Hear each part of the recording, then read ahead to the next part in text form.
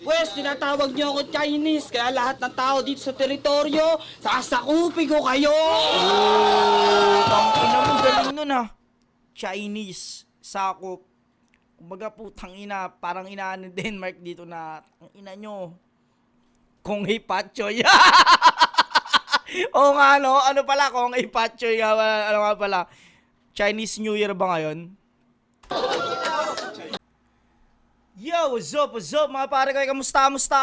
Welcome back sa aking YouTube channel at kung di ka pa nakasubscribe, subscribe ka para updated ka sa mga ilalabas kong pagnanakaw, panggagancho, panggugulang, pamimirata, panggagatas, basta lahat ang masamang pwedeng gawin sa content creator, di ba?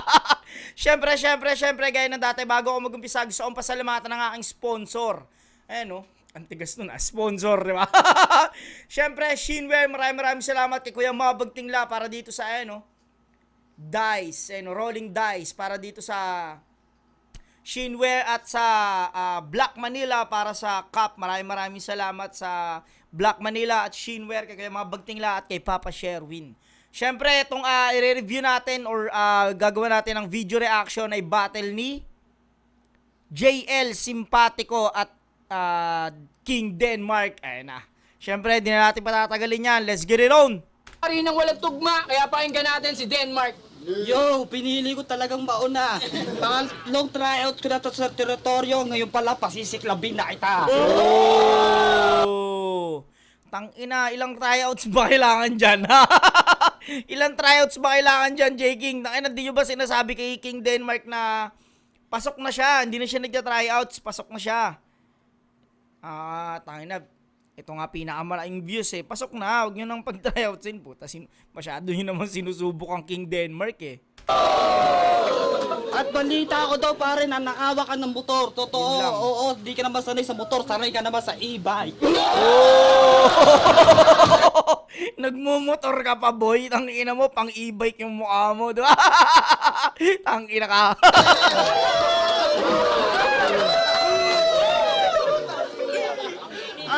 At ngayong gabi, pwes, tinatawag niyo ako Chinese, kaya lahat ng tao dito sa teritoryo, sasakupin ko kayo!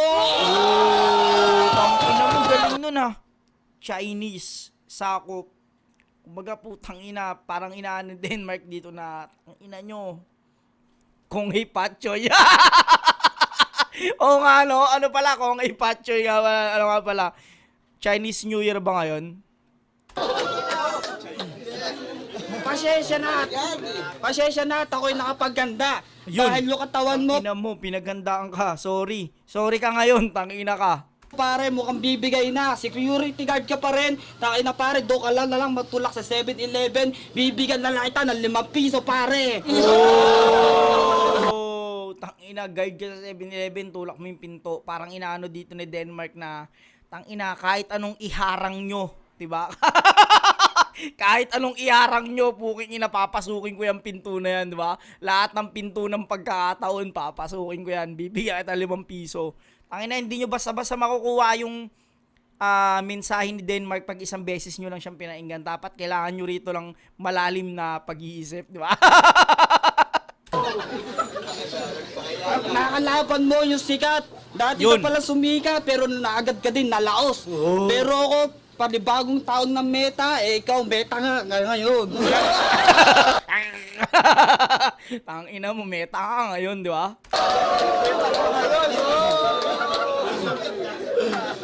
Pinakamalupit yung kalaban ko, mukhang matandang bibigay. Ako yung batang dehado, ako'y batang dehado, halatang postura yung pangarap malayong mararating. Eh ikaw sa sarili mo wala kang narating, taka, dililing mo lang yung nararating mo. Oh, kumbaga inaano ni Denmark dito na nahihirapan siyang sabihin yung mga gusto niyang sabihin kasi galing sa puso yun. Pansin nyo kapag hindi niya, kapag kunyari galing lang sa isip niya lang, parang nare-diretso, pero pag galing sa puso, nahihirapan siya. Kumbaga yung may pangarap siyang narating, tas eto wala. Kumbaga, wala ka pala boy, parang ganun, wala ka pala boy. Kaya ngayon, ako na andito sa teritoryo, binabasbasan na kita. Ayun. Kahit saan ka magpuntang liga, di ka pwedeng umasta. Magpaalam ka muna sa akin kung saan ng liga gusto mo pumunta. Basta basbasado ka na. Sa amin tatlo, ni Kuya Jeking, ni Kuya Limpi. Kaya ngayon pa lang, ako na bahala sa'yo ngayon. Ayun na. Kumbaga, pwede ka nang lumaya. Kumbaga, parang si Denmark ang may hawak ng kalapate, tas parang ginano niya, malaya ka na. Parang inaano niya rito na kung hindi kita papakawalan, parang neto'y na kalapate na hawak ko. Kaya pag basbasado na kita, pwede ka nang lumipad. Parang ganun yun. Tayo na! Bawi, bawi, Jen! May kamukha tong ano eh, hindi ko alam sino, para siyang ano. Basta may hawig to eh, hindi ko lang maano kung sino eh. Tanda, bigla ako nagulat sa mga sinabi niya.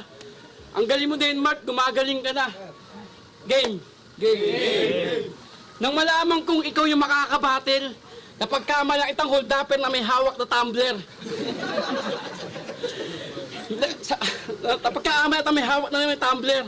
Pairamdam ko, meron akong di maunawaan. Ay, okay, para siyang wamos na mataba, no? Parang medyo pinatabang wamos yung itsura niya.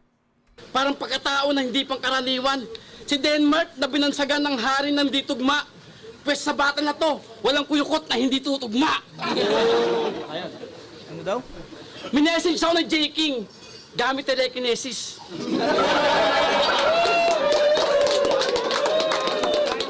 Sabi niya ganito, "Pre, battle ka!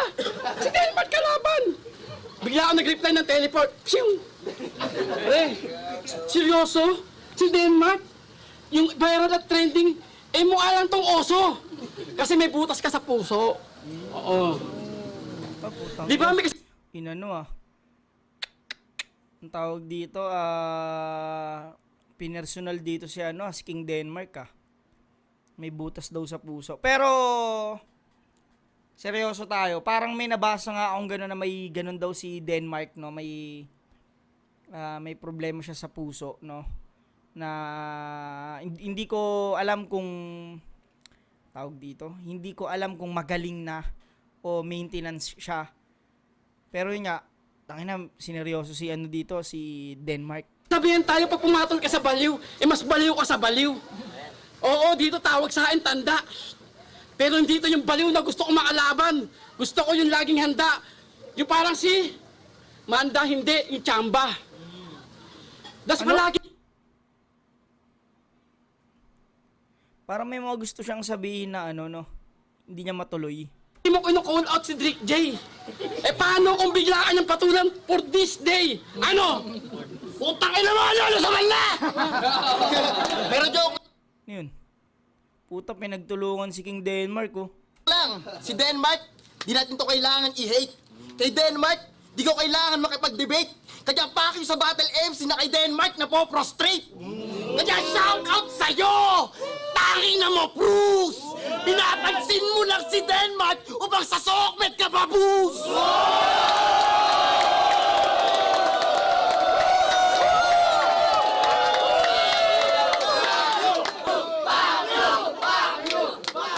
Tang ina, gago, wawa ka rito, Bruce. Ano masabi mo rito, Bruce?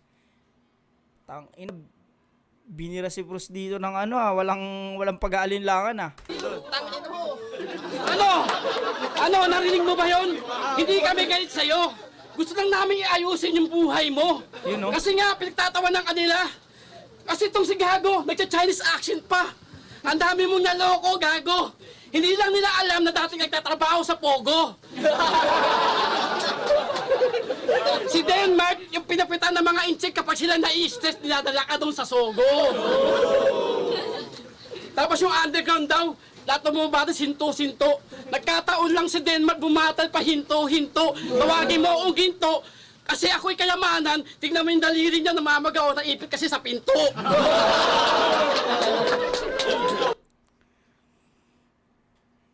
Dapat ang mga tinatapat kay Denmark, mga hybrid eh. Pag mga ganito hindi aabot kay Denmark to, wala to. Nung nireview ko yung battle nila ni Ojuon, yun talaga, putang ina, patayan talaga yun. Eto medyo to, si JL simpatiko, dapat hybrid talaga. Tapos, Hindi tatablan si Denmark dito. Sa mga MC territory daw, exotic. Paano ko mag-rap to parang robotic? Napagkakama ng AI, sabi ni Mot. Hindi AI, artificial intelligence. Hindi, ang bobo intelligence. Si Denmark, amoy Chico. Ikaw lang yung rapper ko nakita yung panga, merong siko.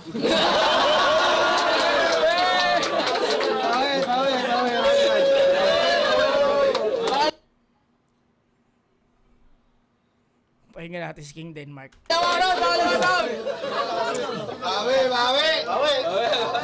Yo! Buti Kuya JK at Kuya Lilpid, dalawa yung pinagtapat mo sa Yun akin. na. Bitin kasi ako sa isa, kaya naman dalawa yung pinagtapat nila sa akin. Tangina, parang ang sinasabi rito ni Denmark na, tangina kasi ba't isa lang, di ba? Dapat nga 8 eh, para bitin ako sa isa, dapat nga 8 eh, di ba? Dapat, buti na lang daw 2. Nakalakas si Denmark. Tangina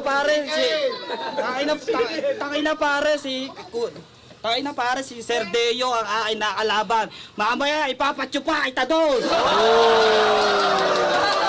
Okay, may laban din pala sila ni Sir Deo dito. Sige, mamaya panoorin natin.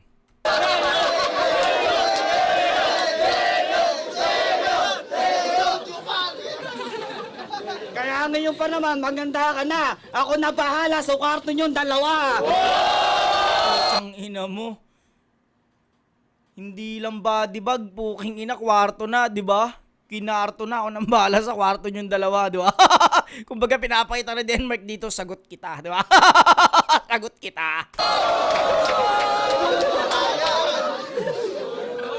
At kaya boss, sa may-ari na Tumana Resort na ito, mamaya kayong dalawang banding doon. Kami maliligo na syota ako, mamaya kayo na bahala magtupaan doon.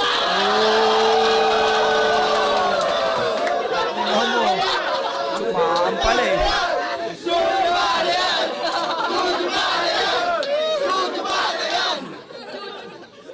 At ako yung pinag-iinitan ni Sir Deo, gago, malaki tiip ko, kaya bawal sa akin yun. Kaya sa'yo ko pinalit kasi bababa naman yung tiip mo ngayon.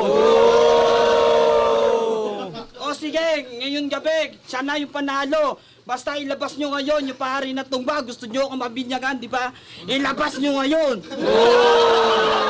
So, kumbaga tangina kinocall out na rito ni Denmark si Looney. Medyo delikado lagay ni Looney rito pag eto nakalaban niya, putang ina. Para siyang kumuha ng bato tas pinagulong ba? Parang ganun.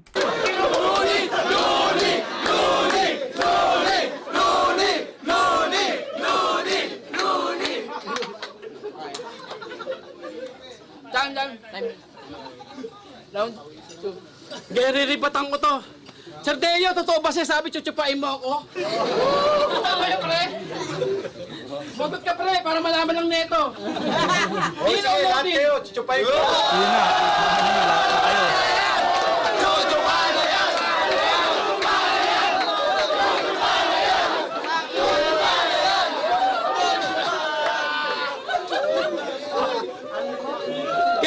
Game. Territorial game? Meron ako sasabihin sa'yo medyo masait. Kasi hindi ako magpapatawa sa round na to.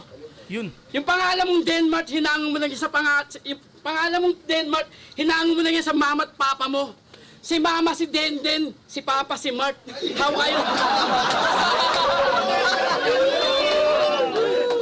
How ironic, pilit mo silang pinagsasama na parang homily.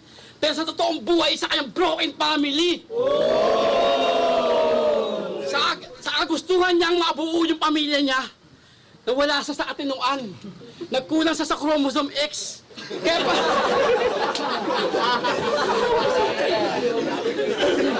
Nagkulang siya sa chromosome X. Kaya pag pinabasa niyo itong text, ang basa niya ay sex. Denmark, magpataba ka naman, please. Akala ko pre, kalaban ko sa Denmark ng Blind Life Production. Putang ina, nagkakamali pala ako. Sino daw? Denmark ng Blind Life Production. Putang ina, nagkakamali pala ako. Pasalamat ka, pinatulang kita dahil sa TF. Pero gusto lang kitang turuan kung paano manilip. Denmark, Galingan mo sa nang mag-rhyme. Taka na, panis ako sa sapatos mo. Jordan ba yan? Jordan Alibaw. Taka na, napanood ko to sa Mason Money sa isang video eh. May sponsor ng damit, nainggit tuloy ako. Ang pangalan ng sponsor niya. Hindi ko alam bakit. Hindi niya daw alam kung bakit. Taka, hindi mo alam kung bakit kanya binigyan. Alam mo kung bakit kanya binigyan. Pasalamat ka sa manager mo, si Lil P. Kung di dahil sa kanya, wala ka. Eh kaya Denmark, naisip ko na lamang, kasi ikaw yung hari ng panga. Alam mo kung... ikaw yung hari ng panga, alam mo kung paano? Panga, ngatawanan niya ang pagiging hari. Panga, ngaso ang... Panga, ngaso ang pangalan... Panga, ngaso ang trabaho ng kanyang daddy. Ano ba? Tangina, mas okay pa to. Maganto ka na lang, pare. Ngaso ang pangalan... Panga, ngaso ang trabaho ng kanyang daddy. Panga, niya ay Denmark. Pangatlong ulit mo na mag-tryout at hindi ka dito magcha-champion! Tanga na, kaya ang nasasabihan ni Proust na Mongoloid, ayusin mo naman galaw mo. Ito naman si Proust, tanga na, mas okay lang maging Mongoloid kesa naman sa taong matinong isip pero galawang Mongoloid!